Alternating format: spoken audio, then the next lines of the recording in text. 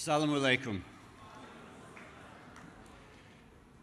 I acknowledge the traditional owners of the land that we're on and their elders past and present.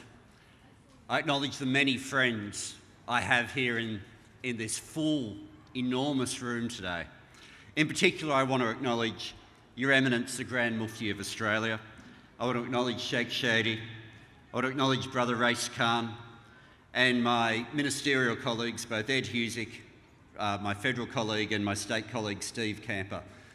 I also want to acknowledge all the local government and other parliamentary representatives who are here, and the community leaders who I can see in every corner, as well as the local government representatives.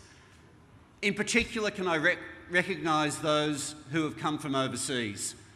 Some of you have already spoken, and it's a real pleasure to be able to say on behalf of the Government of Australia, welcome to Australia. Welcome to Australia, no matter how far you've travelled.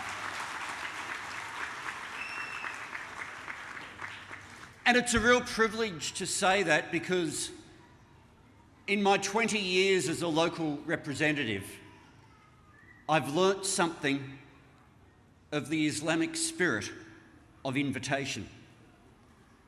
It's an invitation that people have offered to me as I've travelled around the world in Indonesia, in Malaysia, in the United Arab Emirates, in Saudi Arabia, in Bahrain, in India. And as Palestinian families have welcomed me in Ramallah, in Jericho, in Hebron.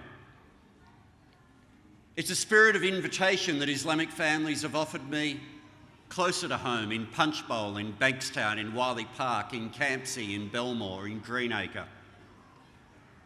And that spirit of invitation is exactly what is being offered to us in the referendum that comes up on October 14. That same spirit of invitation, where previous governments, both Labor and Liberal, said to the Aboriginal and Torres Strait Islander communities of Australia, tell us what it would mean to have constitutional recognition that was meaningful.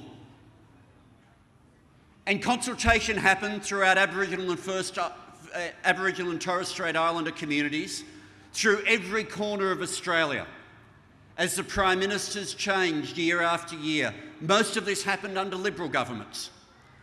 And eventually, at a meeting at Uluru, in the heart of Australia, the message came back, a message of invitation to all of us. And the message said this: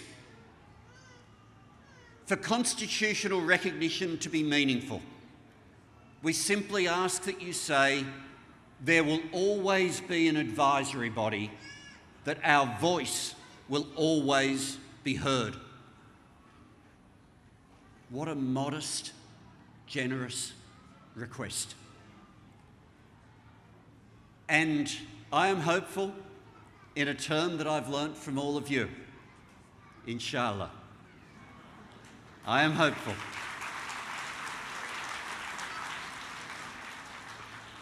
Because in that spirit of invitation, we have what is the Australian model of multiculturalism.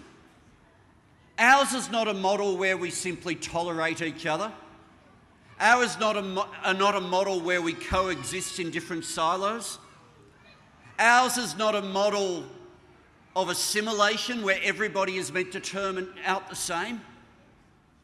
The multicultural model in Australia is like the salad where, not a melting pot, but a salad where every ingredient retains its identity, and together, respecting our identity, we build together a national flavour. We build together as a nation where every identity remains, and out of that, a richer, true Australia emerges.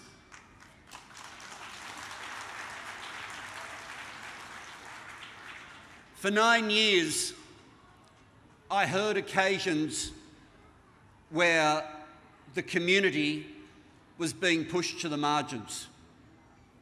For 9 years, I heard excuses where some terrible things were said, but at its heart, I think the most terrible was when there was an atrocity overseas, like the terrible atrocity that's happened in Pakistan over the last 24 hours. Community leaders would be approached as though there was some question as to whether they condemned the atrocity. A double standard being applied. I am pleased now that we don't have a government enforcing that double standard. I am pleased now to be part of a government where we see the richness in the representation that people bring to this country. We see the richness of respect for diversity of faith. We see the richness and importance that freedom of speech does not extend to freedom of hatred, that freedom of speech is not somehow something to defend in Islamophobia, that freedom to practice your faith, that freedom to be true to yourself, to be true to your family, is part of bringing the best you can to Australia, and a government that respects that.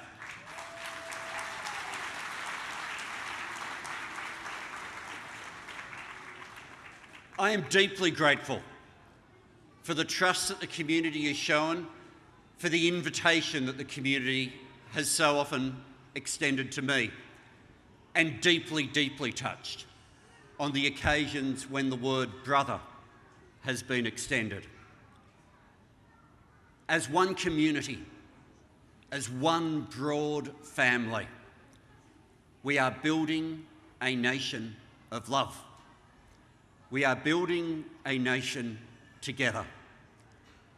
And that journey is something where I see a pathway now where there is much less anger, where there is much less shouting, and a journey where the invitation, whether it is extended by me, whether it is extended by you, whether it is extended by somebody who practices in a temple, in a synagogue, in a church, in a mosque, or no faith at all, or someone where the invitation is extended to us from the first people who have stories on this land that go back to the first sunrise, that we can respond to that invitation together and walk together as a nation.